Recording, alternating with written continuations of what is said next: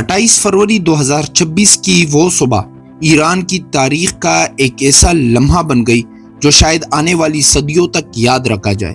آیت اللہ علی خامنائی، ایران کے supreme leader, امریکہ اور اسرائیل کے مشترکہ میزائل حملوں میں شہید ہو گئے، اور ایران کی حکومت نے 1 مارچ 2026 کو ان کی شہادت کی باقاعدہ تصدیق کی۔ یہ حملہ کوئی اچانک جذباتی فیصلہ نہیں تھا، یہ مہینوں کی خاموش، باریک بین اور انتہائی خفیہ منصوبہ بندی کا نتیجہ تھا۔ امریکی خفیہ ادارے CIA نے آیت اللہ خامنائی کی موومنٹ پر کئی مہینوں سے نظر رکھی ہوئی تھی۔ ان کی عادات، ان کے روزمرہ کے معمولات اور ان کی سیکیورٹی کے طریقوں کو تفصیل سے نوٹ کیا جا رہا تھا۔ CIA نے الیکٹرانک مواصلات کی نگرانی، سیٹلائٹ تصاویر اور زمینی ذرائع کا ایک وسیع نیٹ ورک قائم کر رکھا تھا، جو ایران کی سیاسی اور فوجی قیادت پر مسلسل نظر رکھتا تھا۔ جون 2025 میں 12 روزہ جنگ کے بعد خامنائی انتہائی گوشہ نشین ہو گئے تھے۔ ان کے مرکز میں بنا بنکر اتنا گہرا تھا کہ اس کی لفٹ تک پہنچنے میں 5 منٹ سے زیادہ لگتے تھے، جس کی وجہ سے انہیں نشانہ بنانے کے مواقع انتہائی کم تھے۔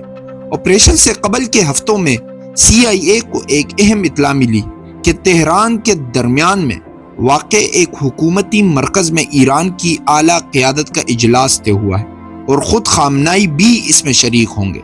یہ وہ نادر موقع تھا جس کا انتظار مہینوں سے تھا، کیونکہ ایران کے اعلیٰ رہنما قاتلانہ حملوں کے خدشے سے کبھی یکجان نہیں ہوتے تھے۔ CIA نے خامنائی کے مقام کے بارے میں انتہائی درست اور قابل اعتماد انٹیلیجنس اسرائیل کو فراہم کی۔ اس معلومات کی بنا پر امریکہ اور اسرائیل نے اپنے حملے کا وقت بدل دیا، کیونکہ اصل منصوبے کے مطابق یہ حملہ رات کی تاریکی میں ہونا تھا۔ اس آپریشن کو آپریشن ایپک فیوری کا نام دیا گیا۔ صبح تقریباً 6 بجے اسرائیل فضائی اڈوں سے لڑاکا طیارے اڈے ٹیک آف کے 2 گھنٹے 5 منٹ بعد تہران کے وقت کے مطابق صبح 9:30 بجے طویل فاصلے تک مار کرنے والے درست نشانہ باز میزائل اس حکومتی مرکز پر آ کر گرے۔ حملے کے وقت IRGC اور وزارت دفاع کے اعلیٰ اہلکار کمپلیکس کی ایک عمارت میں تھے، جبکہ خامنائی ایک ملحقہ عمارت میں موجود تھے۔ اس حملے میں خامنائی کے ساتھ IRGC کے سربراہ جنرل محمد پاکپور اور اعلیٰ سیکیورٹی مشیر علی شمخانی بھی ہلاک ہوئے۔ ایرانی ذرائع نے ابتدا میں خامنائی کی ہلاکت کی خبر کو مسترد کیا، اور وزارت خارجہ کے ترجمان نے کہا کہ وہ محفوظ اور صحیح سلامت ہے۔ بعض رپورٹوں میں کہا گیا کہ انہیں تہران سے باہر کسی محفوظ مقام پر منتقل کر دیا گیا، لیکن پھر 1 مارچ کی صبح سویرے ایران کی سپریم نیشنل سیکیورٹی کونسل اور سرکاری میڈیا نے باقاعدہ تصدیق کی کہ خامنائی شہید ہو چکے ہیں۔ ایران نے 40 روزہ سوگ اور 7 روزہ سرکاری تعطیلات کا اعلان کیا۔ خامنائی کی بیٹی، داماد، پوتا اور بہو بھی اسی حملے میں ہلاک ہوئے۔ ایران کے صدر مسعود پزشکیان نے اس قتل کو ایک بہت بڑا جرم قرار دیا اور کہا کہ بدلہ لینا ایران کا جائز حق اور فرض ہے۔ ایران نے اس کے بعد جوابی حملے شروع کر دیے، جن میں خلیجی ممالک، امریکی فوجی اڈوں اور اسرائیل کو نشانہ بنایا گیا۔ دنیا کے رد عمل انتہائی متضاد رہے۔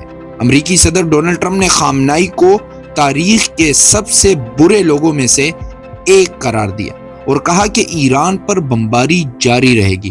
روسی صدر پیوٹن نے اسے ایک سنگین دل آزار قتل کہا۔ چین نے اسے ایران کی خود مختاری کی سنگین خلاف ورزی قرار دیا۔ پاکستان کے وزیر اعظم شہباز شریف نے خامنائی کی شہادت پر اظہار افسوس کرتے ہوئے ایرانی عوام سے یکجہتی کا اظہار کیا۔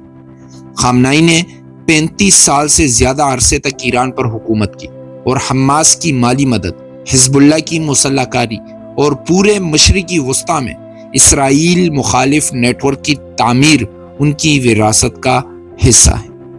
ان کی ہلاکت نے ایران میں اقتدار کا ایک خلا پیدا کر دیا جس کا کوئی واضح جانشین موجود نہیں تھا۔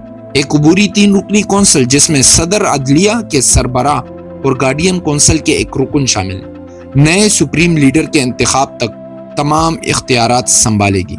تاریخ کے اس موڑ پر ایران ایک نئی غیر یقینی راہ پر کھڑا ہے۔ وہ شخص جو سیاسی طوفانوں، اقتصادی پابندیوں اور عوامی احتجاجوں کے باوجود 3.5 دہائیوں تک ڈٹا رہا، وہ بالآخر ایک صبح ایک خفیہ اجلاس اور کچھ درست نشانہ باز میزائلوں کی وجہ سے تاریخ کا حصہ بن گیا۔